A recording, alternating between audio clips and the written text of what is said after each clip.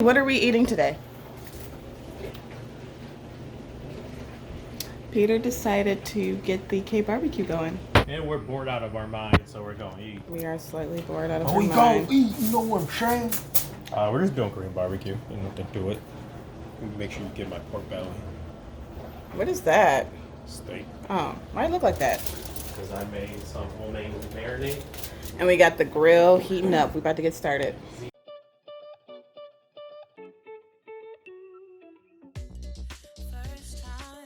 If you've never done KBBQ before, you seriously need to get into it. To be honest, quarantine can get super dull when you're just going with the motions, which becomes really easy when you're sitting on the couch watching TV. So, to help us reconnect, we like to pull out our flat top, throw whatever food we have on in the fridge, and get real. And when Peter's being nice, he'll even try to teach me some Hmong.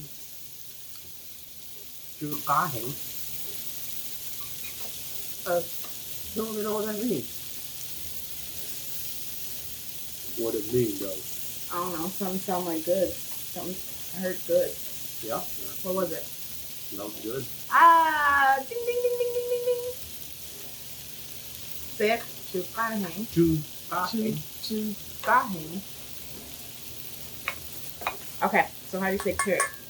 Huh? Carrot. I have no idea. You might What? look that up. You don't know how to say carrot? Where's your phone? This is ridiculous.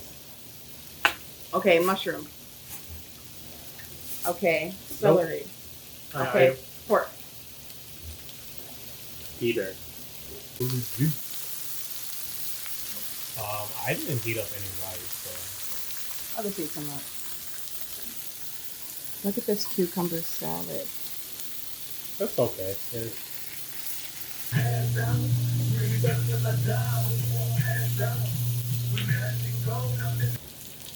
So, just listening to that song we were just listening to, Look to the left, die. it's got me thinking of your experience. I mean, like, I've dated people that were in the streets before you. I mean, technically you're not a street dude, but you know what I mean. And Yeah. I didn't care for that lifestyle, like, at all. Like, I didn't care to be that girl that's like holding it down for a dude in jail because he can't get his act together. Right. And at first I thought that's what I wanted. And then I dated you, who is not a complete square, but respectful enough to not have to get into that sort of trouble. Yeah.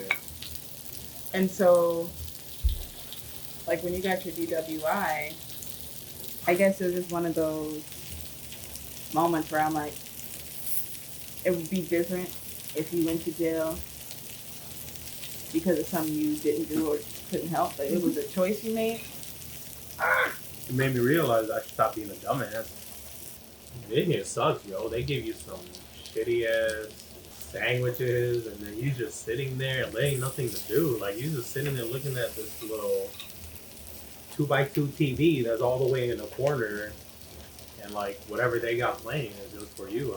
I'm just sitting in there. And I remember on the phone on you. I was like, yeah, this is for me. Yo. Like, Because I don't think like people realize the consequences. Because I mean, drinking and driving is like one of the biggest things that people do. and it's one of those things where like And I was one of them. I can't even front and say I wasn't. eventually your number runs out because I've been doing it for so long. I thought I was invincible, and it got to the point where I was too comfortable with it. I was like, man, yo, they ain't never gonna catch me. Like, I do this all the time. The night I was coming home, my sous chef was telling me, he was like, hey, Vang, because there's like 3 Peters I work with, so they call me by my last name. They're like, hey, Vang, you should probably stay behind. Because like, I got a couch you can sleep on. But yeah, a crazy ass dog. Like, that dog looked like a golden retriever, but that dog was biting everyone over there, and I was already uncomfortable because I didn't know him like that. I was like, nah, I'm good, man, because I fell asleep from 2, and I know I woke up around 4 something.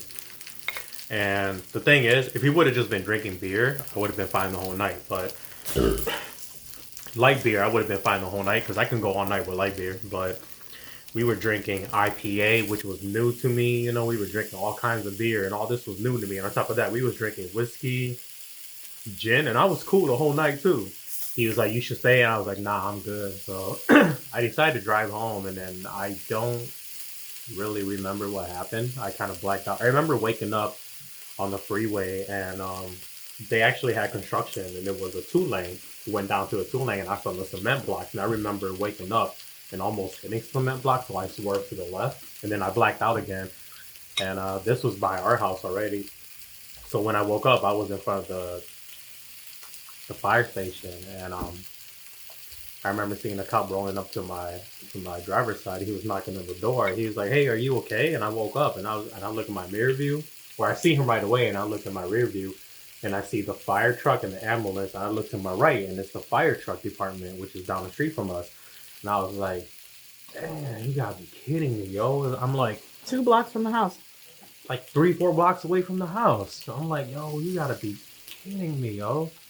So I'm like, I rolled down the window. I'm like, "Hey, I'm good, man. Like, I just, like, I'm okay." He's like, "Okay, have you been drinking tonight?" I didn't want to lie to him, so I said, "Yeah, I think I told him I had like 3 to 4 beers," which I wasn't kidding. I did have 3 to 4 beer plus, I don't know, 6 shots. Can you step out? I was like, "Can I park my car?" He's like, "All right." So I parked my car. I get out, and he's like, "How many beers have you had tonight?" And I was like, 3 to 4. He was like, "Okay." So, he did the whole test and everything, the light in my eye. I passed all my tests. I remember he was like, "Can you take 4 steps forward? And then, and then can you walk in a straight line in 4 steps? And then on your 4th step, raise your right foot and touch, I don't know, your left hand on your eye or something." I'm like, "All right, cool." I passed it. I remember I took a deep breath. So I did it, and I passed it. And he looked at me. He was like, "Oh, you passed all your tests." I was like, "All right, cool. I'm about to go home." He goes, "All right, can you blow into this breathalyzer?" I was like, "Damn." I blow in it, and it's like a 0.14. That's almost twice over the limit. And then I was like, "Damn." Oh, funny story. When I was talking to him, he was like,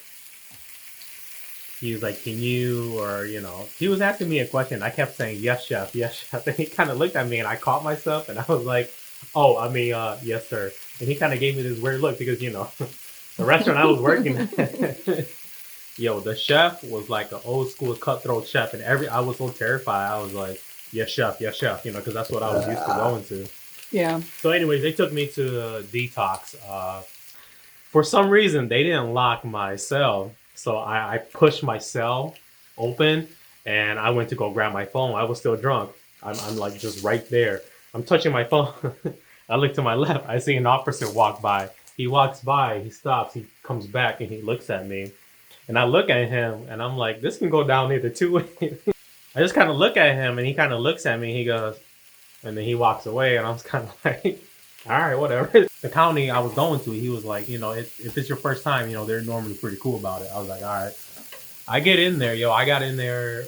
I got booked around 5 in the morning at the first county I was charged in. And then when you came and everything, I went to the second county, the city county, around, I don't know, 7, 8. Man, I got in there. I was in there until 7, 8 at night. So I was at night, wasn't it? 7, 8. I remember it was around 7 or 8 at night. Like every 2 hours, I would go back. I was like, "Yo, they said I was gonna get out, man. When am I gonna get out?" They were like, "Just go sit down, man. We'll call you when it's your turn." I was like, man, like everybody's coming in, everybody's leaving, like I'm sitting here. I was trying real hard not to like shed a tear in there because I didn't want to look down I didn't want to look weak in there. And I was just like, I remember you was talking to me, you're like, "Are you okay?" And I was like, inside, I was like, hell no, I'm not okay, man. I don't want to be here, yo. Like, I don't need to be in here, yo. Like, this ain't for me, man. I thought this life was for me, but I was like, holding was enough to scare me straight. I was like, nah. I remember I was trying to hold all my tears talking to you, and I was like, I don't want to do this, yo. Like, this ain't for me. So 7 away when we got enough money to bail me out. We had enough money around 4. I went there at 5 o'clock to bail you out. I was waiting in that lobby for almost 3 hours for them to let you out. I really talked to one of my cousins, and he's like, yo, the county you went in, they're known for breaking people. Like, they don't care who you are. That county is meant to break people. And I was like, ooh, that explains a lot because they didn't care. At one point, they put me in a cell with 3 other dudes, 2 younger guys and an older dude. The 2 younger guys are minding their own business. It's a tiny little cell. But the dude on the right was looking on the right side. The dude on the left was looking on the left side. And you can tell they didn't want it. They were a bunch of kids. And then you got this older dude that was sitting on my left side. Dude just kept looking at me and dogging me. And you know, I'm sitting in there. I was like, man, do I talk to this dude? Be like, yo, like, what is your problem? Or do I just kind of sit back and kind of just try to keep my eyes open, you know? Like, I'm kind of looking at them, too, because I don't trust the old dude. I didn't even mention that it was my birthday. I was too embarrassed to tell my family. He didn't tell until years later, and that was only by accident. My dad was involved with the officers, you know, in that kind of line. And I didn't have the courage to tell him because, you know, he's been training us our whole lives about this kind of stuff. And then I go and do exactly that, you know, so I was too ashamed. We don't have enough mushrooms. Uh-oh. But I made that decision after that because we had to do a lot of stuff to, of course, get Peter back on the right track. Yeah. All because of this decision that I knew was going to lead down that path anyway. But Peter's one of those type of guys he has to find out for himself. I'm hard-headed. Very hard-headed. Yeah, and a lot of people are like, I'm not innocent in that either, because sometimes I did drive under the influence, and you think you're okay until you get behind that wheel, and all of a sudden, all the drinks you done had done came back. I think every night, because although it traumatized you in that way, and it was a very short experience, it hurt me in a different way, and then it caused me to have, if Peter was working late and I woke up and he wasn't there, I have like these worries and be like, oh my gosh, I hope he's not pulled over again. Was he drinking too much? Like all this other stuff just kept coming. Yeah, I just started having those same, I wonder where he's at. I hope he didn't get booked. All those same feelings that I had like, back when I was dating before him. Or like nights when I wouldn't be home on time. Oh, did you? And dang it, Peter. So I made it very clear to Peter that that's not the type of life we was going to have. And if he was going to try that ish again, then he was going to be a very single man. He gave me an ultimatum. I did give him an ultimatum. And then from there, I had to choose. Do I want to keep going down the dumbass path I had? Or am I going to choose her? And guess which one I chose? Alcohol, of course. Yo, this is off topic, but I'm loving the seasoning I have on these things. I wish it didn't taste so old. No, I'm just talking about everything. It's the same seasoning for everything.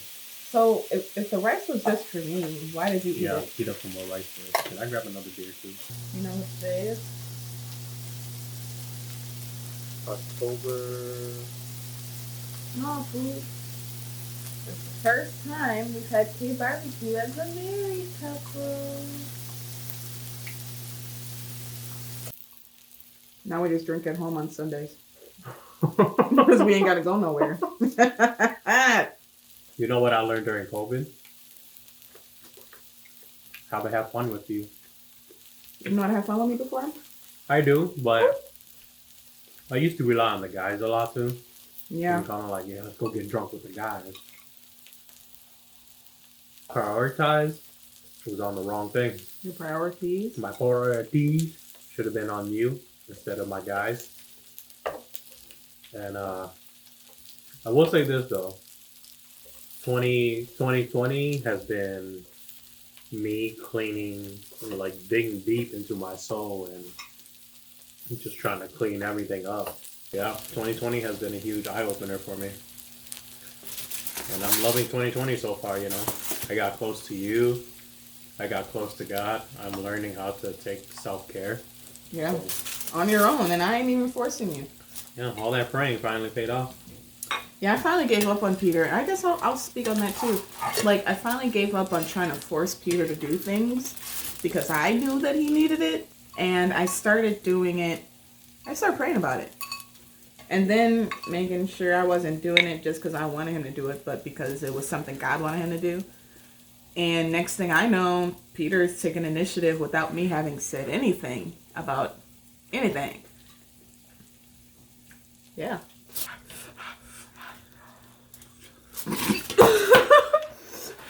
Stop! It doesn't work. It doesn't work. We've come a long way, man. You know, like I feel like we've been married the second we started dating, and we just hit everything super early in our relationship. Too early. Huh.